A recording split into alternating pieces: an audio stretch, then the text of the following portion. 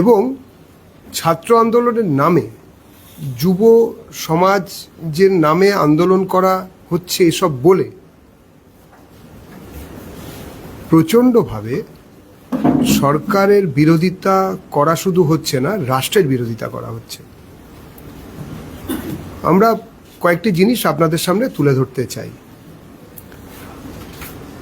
এরা দাবি করেছে যারা এই ককরোচ জনতা পার্টি বলে নাকি আন্দোলন হচ্ছে, বিভিন্ন সময় আন্দোলনের দিক নির্ণয়কারী এরা হয়ে দাঁড়িয়েছে, এদের সমর্থনে ইন্ডি জোটের যারা নেতা তারা সব যাচ্ছেন এবং পশ্চিমবঙ্গ থেকেও দু একজন সেখানে যাচ্ছেন। এরা দাবি করছে যে ন্যাশনাল এডুকেশন পলিসিকে সরিয়ে নতুন কিছু করতে হবে, কিন্তু সোনাম ওয়াংচুক তিনি এই পলিসিকে সমর্থন করেছিলেন এবং মনে রাখতে হবে যে তিনি এই নিয়ে মান্যবর মন্ত্রী শ্রী ধর্মেন্দ্র প্রধানের সঙ্গে প্রথমে মিটিং করেছিলেন এবং সমর্থন করেছিলেন। সমস্যা শুরু হয়েছে নিটের প্রশ্নপত্র লিক হওয়া নিয়ে, অর্থাৎ নিট পরীক্ষা, সর্বভারতীয় যে পরীক্ষা, তার প্রশ্নপত্র লিক হয়েছে এবং তার আগেই ফাঁস হয়ে গেছিল, পরীক্ষার আগেই। হ্যাঁ, এটা ঘটনা, পরীক্ষার প্রশ্নপত্র ফাঁস হয়েছে এবং কোনো সরকার, মানে সরকারের কোনো মন্ত্রী বা কোনো প্রতিনিধি, কেন্দ্রীয় সরকারের, ভারত সরকারের, একে অস্বীকার করেননি। সবাই কথা বলেছেন যে এটা একটা উদ্বেগজনক ঘটনা, এটা একটা অপরাধ এবং এই অপরাধীদের দ্রুত সাজা দেওয়া হবে।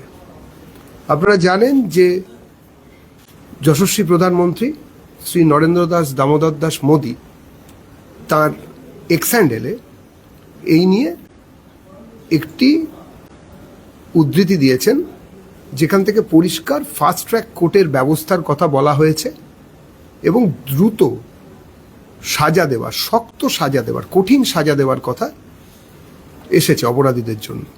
কিন্তু উল্টো দিকে দাঁড়িয়ে দেখুন যে বিভিন্ন ইস্যু যেগুলোর কোনো নৈতিক বৈধতা নেই, আন্দোলনের নামে দিল্লির রাজপথকে পুরোপুরি একটা যুদ্ধের পরিস্থিতিতে নিয়ে যাওয়া হলো। কারা আন্দোলন করলেন? কোনো ছাত্র আন্দোলন আজ অবধি দেখেছেন যে বেসরকারি গাড়িতে তার ট্যাঙ্ক, তেলের ট্যাঙ্ক খুলে তাতে আগুন দিয়ে দেওয়া? কোথাও দেখেছেন এরকম দুর্ঘটনা ঘটছে যেখানে কিনা প্রত্যেক মুহূর্তে সাংবাদিকদের, আপনাদেরই যারা সহকর্মী দিল্লিতে আছেন, তাদের ওপরে বীভৎস অত্যাচার হয়েছে? আপনাদের মহিলা সহকর্মী যারা রয়েছেন, অর্থাৎ মহিলা সাংবাদিক, তাদেরকে খুব বাজেভাবে মিসহ্যান্ডলিং করা হয়েছে, গায়ে হাত দেওয়া হয়েছে এবং শুধু গায়ে হাত দেওয়া নয়, তাদের শ্লীলতাহানি করা হয়েছে, পাথর ছোঁড়া হয়েছে। যারা ছুঁড়ছে, যারা এই ধরনের ন্যাক্কারজনক ঘটনাবলী ঘটিয়েছে, এবং বাকি যৌন হেনস্থার কথা তো আমি ছেড়েই দিলাম, সেটা বলার মতন নয়। ভিডিও ফুটেজ আপনাদের কাছে আছে এবং আপনারা সবাই সেগুলো দেখছেন, সারা দেশ দেখছে, সারা বিশ্ব দেখছে। কারা এর সঙ্গে আছেন? আমরা বলছি যে আমাদের এই মঞ্চ থেকে যারা এসেছিল, তার আগে মঞ্চে কি হয়েছে? মঞ্চ থেকে স্লোগান দেওয়া হয়েছে ওমর খালিদের মুক্তি চাই। আপনারা আমাকে বলুন যে নিট পরীক্ষার সঙ্গে ওমর খালিদ, তার মুক্তির কিসের সম্পর্ক? এই পুরোপুরি উত্তর পূর্ব ভারতকে, যে কিনা ভারত থেকে ছিঁড়ে টুকরো টুকরো করে দেওয়ার যে চক্রান্ত করেছিল ওমর খালিদ, তাকে বাইরে বার করে আনতে হবে, জেলের বাইরে। এই কাজ করার অধিকার বা এটা বলার জন্য যারা বলছেন, তার সঙ্গে নিট পরীক্ষার্থীদের কি সম্পর্ক? এখন যারা 60 জন হিন্দু হত্যা হয়ে গিয়েছিল দিল্লির দাঙ্গায়, তাকে কেন জেল থেকে বার করার জন্য স্লোগান দেওয়া হবে?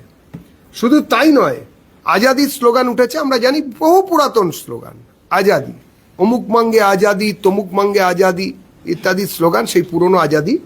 এবং তার সঙ্গে শ্রীরামচন্দ্র সম্বন্ধে, দেশের যশস্বী প্রধানমন্ত্রী সম্পর্কে, ঐতিহ্যবাহী দেশের যে কোনো বিষয় সম্পর্কে ওই জায়গা থেকে ন্যাক্কারজনক নোংরা স্লোগান উঠছে, তার রিল তৈরি হচ্ছে, সেটাও আপনারা দেখতে পাচ্ছেন। কারা করছে সেটার বলে দিতে হবে না। তার সঙ্গে আরও স্লোগান উঠছে, শুধুমাত্র আল্লাহর নাম থাকবে, এই ধরনের স্লোগানও উঠেছে।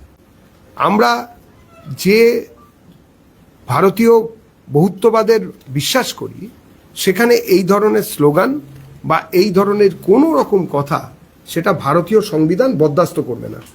সমাজবাদী পার্টির নেতারা গেছেন, তারা গেছেন, তাদের মনে হয়েছে।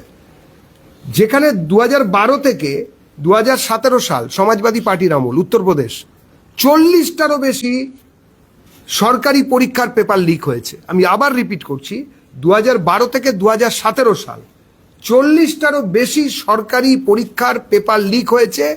সেইখানে তারা সেখানে গেছেন আন্দোলন করতে। আর কারা গেছে? বাংলা থেকে গেছেন দুজন, মহুয়া মৈত্র আর সাগরিকা ঘোষ। আপনারা ভুলে গেলে হবে? সতরঞ্জন অসতরঞ্জনরা যখন দাঁড়িয়ে থেকে চায়ের দোকানে